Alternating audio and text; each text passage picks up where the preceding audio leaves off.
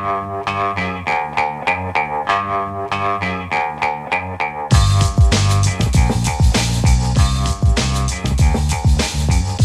the Brian Lehrer Show on WNYC. Good morning again, everyone.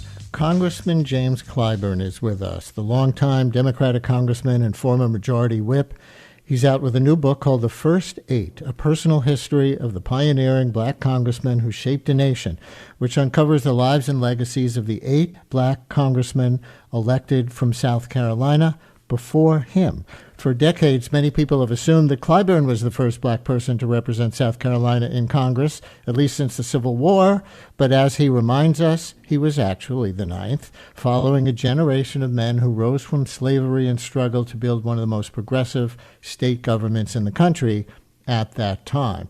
Jim Clyburn, representing District 6 in South Carolina and a recipient of the Presidential Medal of Freedom, joins me now to discuss his book. We'll also talk about some things in the news, including the suspension of SNAP benefits by the Trump administration and the government shutdown, the possible abolition of the centerpiece of the Voting Rights Act that the Supreme Court may be about to order, and more. Congressman Clyburn, thank you so much for joining us. Welcome to WNYC. Well, thank you very much for having me. You write that when people see the portraits of the first 8 in your office, they're surprised. They assume you were the first black congressman from South Carolina. You've been correcting that misunderstanding your whole career. What finally made you decide it was time to write this book? Well, just after I finished and released my memoir 10 years ago, 2015, some visitors to my office commented about those 8 pictures, asking who they were. And when I explained to them who these 8 people were, one of them expressed surprise that having thought that I was the first African American from South Carolina. And I kind of playfully said to her, no, before I was first, there were 8. And so later that day, I said to the staff, I think my next book should be about these 8 people, their history, their tremendous contributions to helping to make this country what it is. And of course, as I explained to those people that day, the big issue is that there are 95 years between number 8 and number 9. And so to write about those 95 years, I thought would be a good history lesson for people. Then January 6, 2021 happened. And that's when I really got serious about doing the book, because I noticed exactly what was taking place after the 2020 elections, when they had all those shenanigans going on up there in Michigan, trying to get into the counting, the elections office, trying to set up bogus electors. Same thing in Pennsylvania, trying it down in Florida and Georgia. That's what happened in 1876, and that is what caused the demise of so-called Reconstruction, and that's what led to Jim Crow.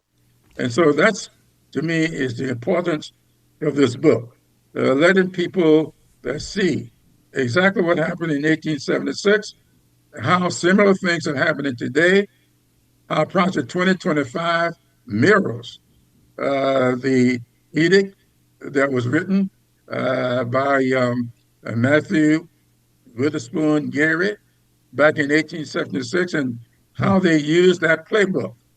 They've replaced it, like the red shirts back then now are red caps. The Ku Klux Klan now, back then, have now become the Proud Boys. So it's so similar until I thought it was very, very important to get this book written. And of course, Little Brown decided it was important to publish. So they will release the book on November 11th. And I think people will be very surprised to see that what happened on January 6, 2021 was not the first time something like that has happened in this country. And Project 2025 is the new Jim Crow, a very strong statement, and we'll get back to more from today's news. But I want to give you a chance to talk about some of these eight. And I think our listeners will take from the answer that you just gave that since there was 95 years between number eight and you as the ninth black congressman from South Carolina, that they all were from the Reconstruction era, which finally gave way to Jim Crow, or too quickly gave way to Jim Crow. Let's take an individual. You call Robert Smalls the most consequential South Carolinian in memory, not just of the eight congressmen, but of any South Carolinian. Tell everybody who Robert Smalls was. Well, Robert Smalls is a very interesting and compelling character. Robert Smalls was born into slavery in Beaufort County, South Carolina. And when he was about 12 years old, his mother was lived there in the house. Now, Robert Smalls, no one ever knew who, or his mother never revealed who his father was. But Robert Smalls was mulatto, that we know. The question is, who was the father? Well, because of his status, uh, Robert Smalls was given certain privileges, and he hung around with the John McGee, who was McGee was the owner of him and his mother. Uh, so she talked him into letting Robert Smalls go to Charleston because she didn't want him to get into trouble because he was not really acting the way she thought he needed to act in order to maintain his safety. So he was sent to Charleston, and he worked on the waterfront. He did some other jobs previous to going to the waterfront. But when he got on the waterfront, he started plotting his escape from slavery. He studied the currents. He studied what the captain did to maintain that ship, and he watched how the people who were running the ship they would take off on Friday nights and would not show back up until the next day. And so he plotted an escape. And of course, if you read the book, you will see exactly how he pulled it off. And he escaped with his family and his friends. And he delivered that ship to the Union Army and was rewarded with cash and his freedom. Became very wealthy, but he didn't run away from the South. He had many opportunities. People in Philadelphia wanted him to live there in New York. He Hmm. came to New York, Hmm. and there were people in New York who wanted him to stay there. He was a big time hero, but he went back to the South, got permission from Abraham Lincoln to uh, enlist blacks into the Union Army. Was authorized to get 5,000. He did so. It got up to 40,000. And the historians say, but for those African American soldiers on the Union in the Union Army, that war would probably have gone in a different direction. Hmm. And so he became later a 10-year member of the state legislature, then became a 10-year member of the United States Congress, a big time businessman there in Beaufort. And so if you look at the consequences that flowed from his life, nobody in South Carolina, if you're on that side of the spectrum, or Strom Thurmond, if you're a little more modern, they don't touch Robert Smalls when it comes to the consequences of his life.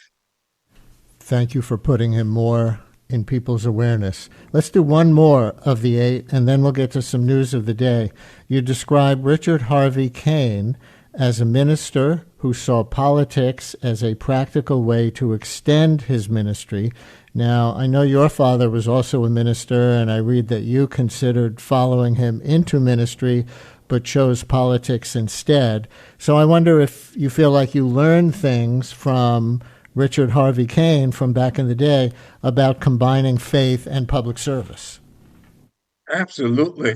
I did not grow up in the AME Church. I am a member of the AME Church today in large measure because of of course, Richard Allen, the founder of the AME movement, but Richard Harvey Kane was he started out as a Methodist minister.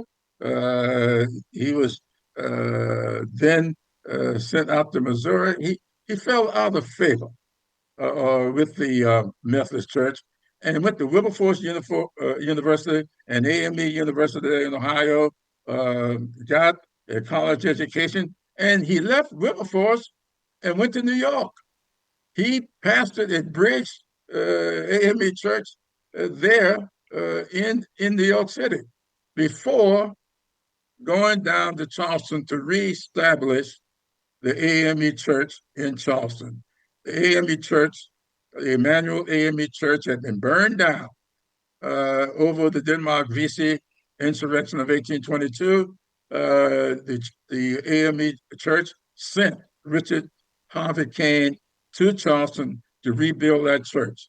He was so successful until the church got too big. He built a second AME church, Morris Brown. I became a member of Morris Brown AME Church, and Richard Harvey Kane was the founder of the town, now located just outside of Summerville, South Carolina, Lincolnville, named it after Abraham Lincoln. A very successful minister, became the 17th, I believe was the 17th bishop in the AME Church. He was the founder of a college down in Texas. And then, of course, became the bishop here in Washington, D.C. before he passed away. All of these people now, Robert Smalls, we just mentioned, he was number 6 among the 8. Richard Kane was number 4 among the 8. Listeners, if you're just joining us, you may recognize the voice. My guest is Democratic Congressman Jim Clyburn of South Carolina, who has a new book called The First 8, A Personal History of the Pioneering Black Congressman Who Shaped a Nation. And we invite your phone calls for Congressman Jim Clyburn. Maybe he's someone whose career you have followed to some degree and always wanted to ask him something, but you never had him over for dinner. So if you want to call and ask Jim Clyburn a question about just about anything relevant to him, or certainly about any of the people he profiles on this in this book, 212-433-WNYC, 212-433-9692. You can call, you can text. And Congressman, let me ask you about some things in the news as a current member of Congress. The suspension of SNAP benefits ordered by the Trump administration as part of the government shutdown while they continue to fund other things. Trump seems ready to cave on that from what's being reported because enough people are horrified, never mind actually beginning to go hungry. Do you have any information on how and when that might resolve? Well, I don't have any hard and fast information. I'm going to be a part of a telephone conference call tonight. I suspect I will be updated at that time on exactly what negotiations, or if negotiations will begin to take place.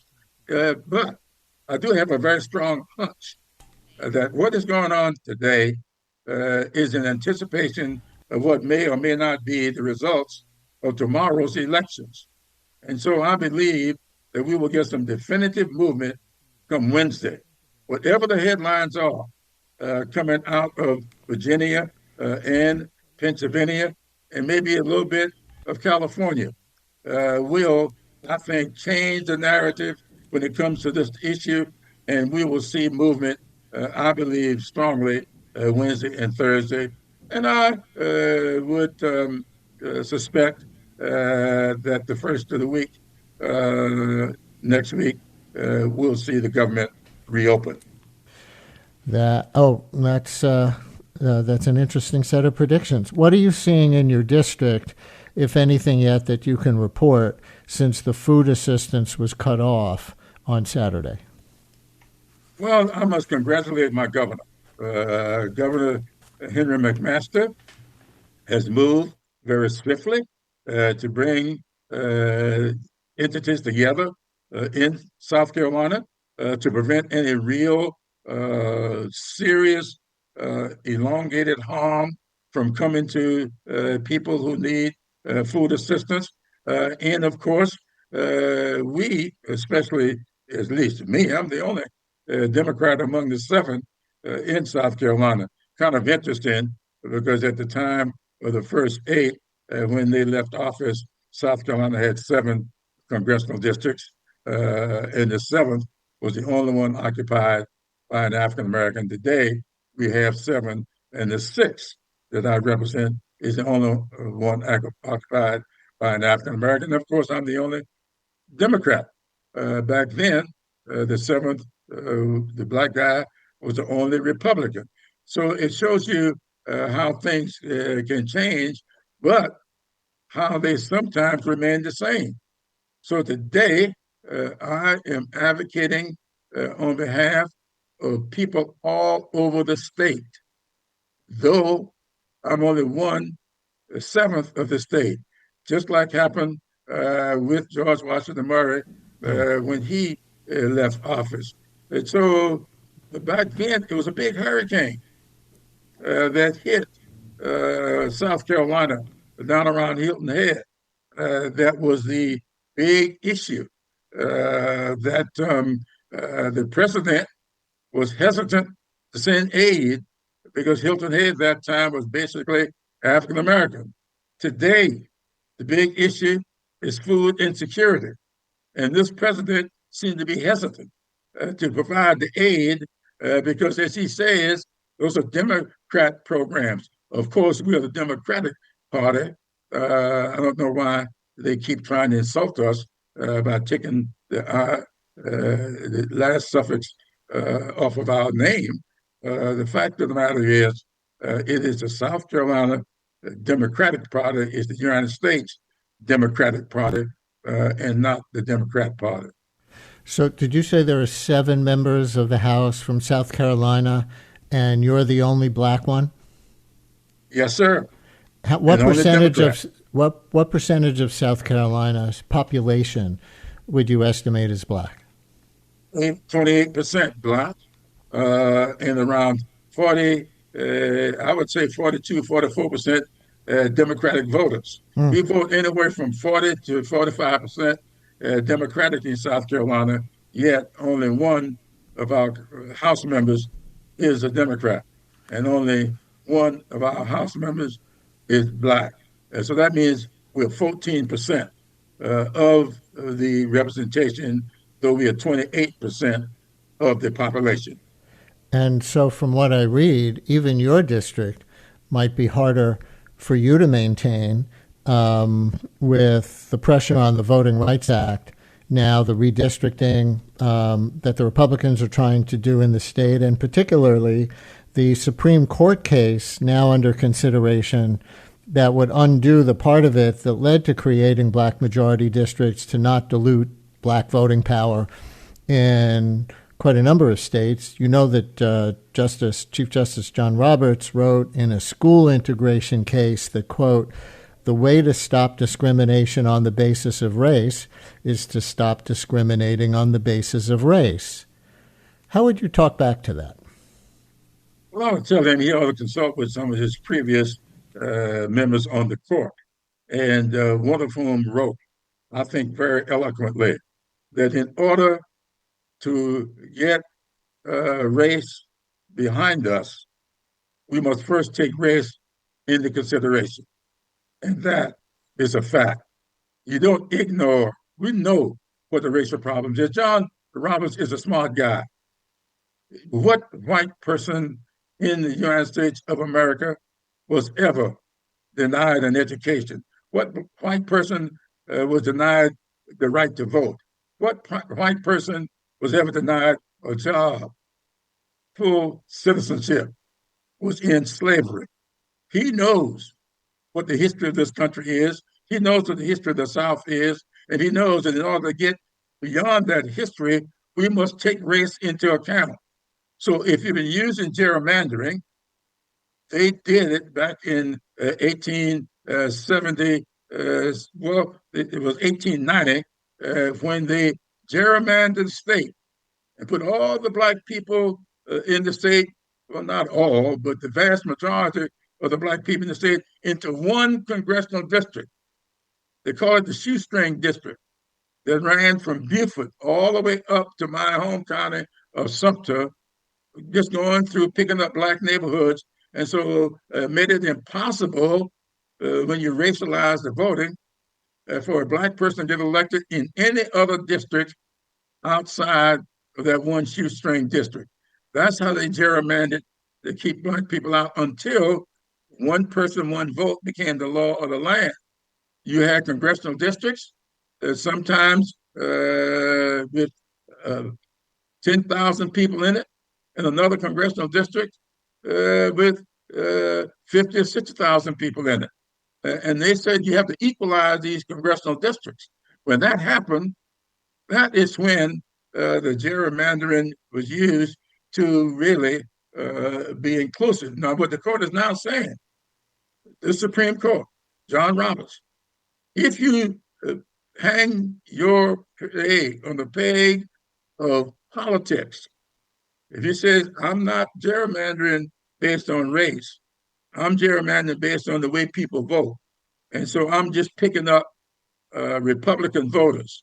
Never mind that those Republican voters happen to be anti-black voters. We're going to pick them up.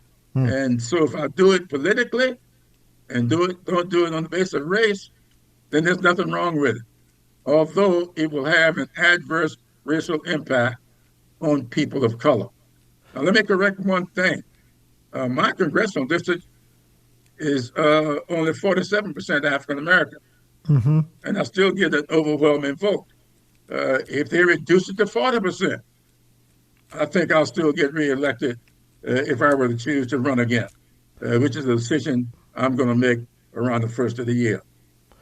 On the larger Trump administration and other conservatives' assault on all kinds of DEI and affirmative action and everything, some of them argue, look, it's been 60 years since the Voting Rights Act, Civil Rights Act were passed. That's enough time to give a preference to a previously discriminated against group. Now everything should exclude that. What would your answer to them be on that, the 60 years issue? We aren't asking for preference. And Robert Smalls wrote eloquently about that in this book that I just finished. We are asking for protection. We do know that if you have an administration that says that we are going to remove Jackie Robinson from any mention in the Smithsonian, we're going to remove the Tuskegee Airmen from any mention, that's DEI. How is it DEI to mention the Tuskegee Airmen and it's fine to mention General Doolittle? This is the kind of foolishness that we are being subjected to. The fact of the matter is, I would say to the United States Supreme Court, you are protecting this president.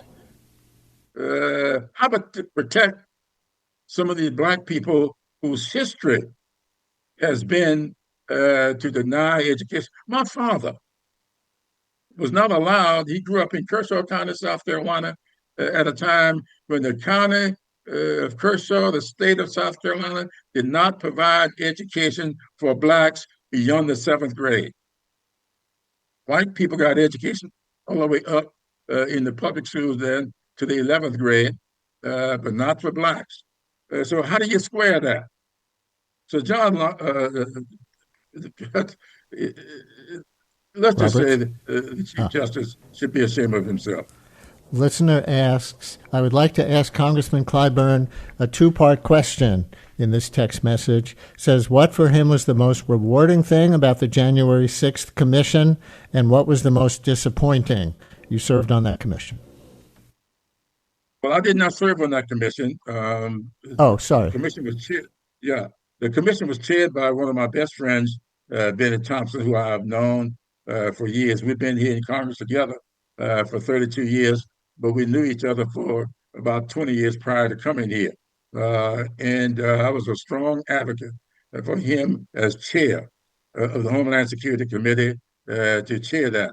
He did a great job, I thought, with that committee. And the thing that I thought was most rewarding was for them to stand up to the Department of Justice. You may recall that in the middle of those hearings, the Department of Justice uh, tried to force him to turn all of his findings over to them. He resisted doing that. Just think about now. We can't get the Epstein files from the Department of Justice. What would have happened if they had turned those files over to the Department of Justice? He kept those files, his findings. They released those findings, and we now know that that is what was used in order for Congress to act to subject this president to what he should have been subjected to, and that was impeachment. And so that to me was the most rewarding.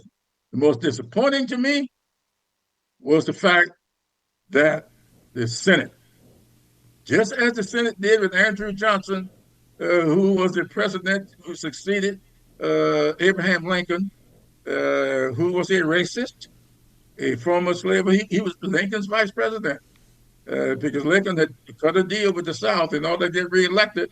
He put him on the ticket.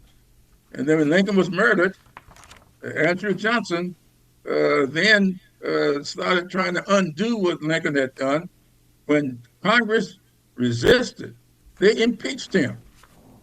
The House impeached him. But when it got over to the Senate failed by one vote. The Senate failed to convict him. So I'm telling you, for people who would like to know really what is happening today with all of us around us, they should read this book. And you can go to Amazon and go to Little Brown. You will see and get a very good understanding of exactly what is happening today because I've been studying this pretty much all of my adult life, and I finally decided to write it down. And I think it's written in such a way that everybody will be able to understand it. I'll tell people in a minute before you go about your upcoming appearance in New York regarding the book. But on the election again of Donald Trump last year and the Democratic Party having historically low approval ratings generally now post-Biden, listener writes, "Dear Congressman Clyburn, I admire and respect you for your great service to our country over these many years. Do you have any regrets for your actions in helping get President Joe Biden elected?" And that would be especially in the South Carolina primary against Bernie Sanders. Absolutely not. I am proud of every moment of that. And I think that anybody who sees the direction of the country, and go back and read what I said back in 2017, when I said at the time that watching what President Trump was doing after getting elected in 2016, I made the comment on CNN TV with Don Lemon's show. I said, Don, this man does not plan to give up this office. And a lot of people laughed at me. And there were people who, when the Post and Courier down in Charleston wrote about what I said, they chastised me for it. What do you hear every day? Here's one of his big supporters saying, we've got a plan on him still being president in 2028. What does that mean? And so I don't know why people say that it was a problem with electing Joe Biden. The problem was not keeping Joe Biden.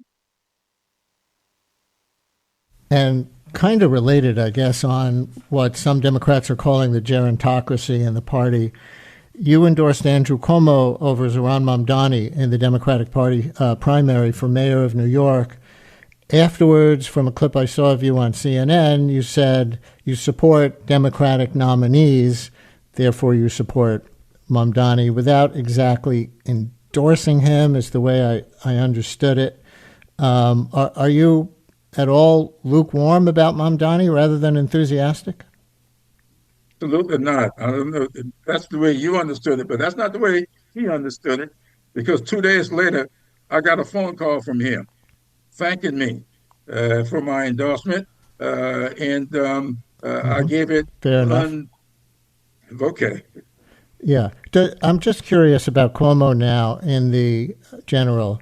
Does it matter to you, as someone who has devoted much of your life to fighting against racism in politics, as your book is about, as much of your career has been about, that Cuomo went on Fox News the other day as part of his endgame strategy, pointed to things like that Mamdani was born in Uganda, said Mamdani would be the first Muslim mayor, drew attention to that, and that, quote, he doesn't understand what 9/11 meant.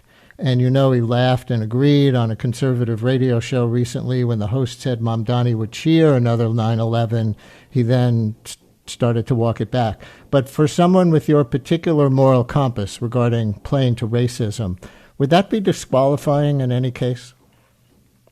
Well, I am very, very disappointed in that. I have read those statements. I've listened to people's reaction to them. I just don't think. I remember when I got defeated after having been declared the winner back in 1970.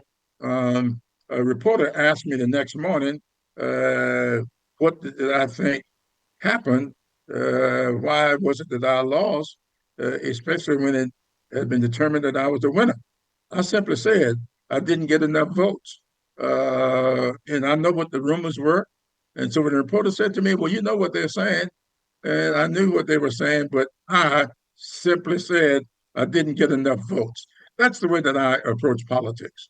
And I would have hoped that after the primary, when Cuomo did not win the primary, I would have hoped that he would have accepted that as having not gotten enough votes and do as I did back in 1970, endorse the winner.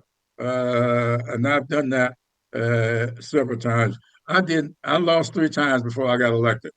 Hmm. And when I lost in the primaries, I always supported the winner of the primary, no matter how difficult that may have been. I learned a lot by overcoming difficulties. And then you got elected a lot. Congressman Jim Clyburn's new book is called The First Eight, A Personal History of the Pioneering Black Congressman Who Shaped a Nation. And here's an event coming up, listeners. It's at the 92nd Street Y, called On Leadership, Legacy, and Democracy, Jim Clyburn in conversation with Sharon McMahon. That's next Tuesday, November 11th at the 92nd Street Y. Hope you enjoyed that trip to New York, and thank you very much for coming on this show. We really appreciate it. Thank you very much for having me.